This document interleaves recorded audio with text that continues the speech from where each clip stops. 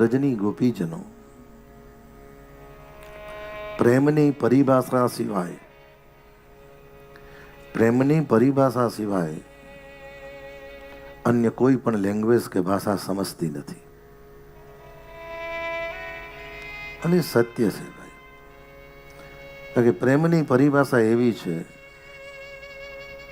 કે ઘાયલ કી ગત ઘાયલ જાને, જો કોઈ ઘાયલ હોય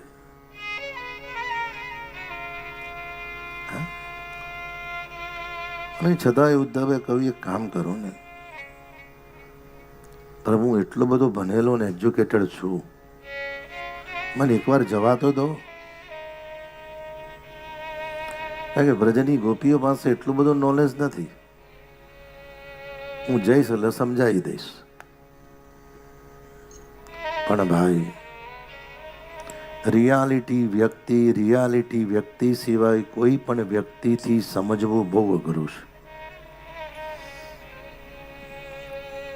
જેને રિયાલિટી વ્યક્તિમાં પ્રેમ હોય એને ગમે તે વ્યક્તિ સમજાઈ જ ના શકે સાહેબ.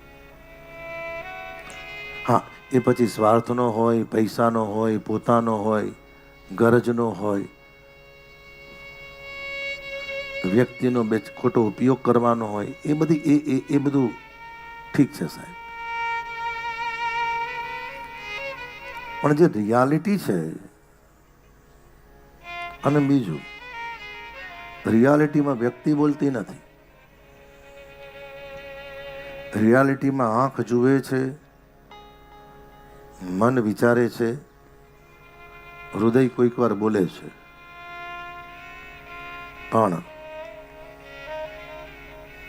એનો જવાબ કેવલ અશ્રુથી મળે છે, બોલવાથી નથી મળતો.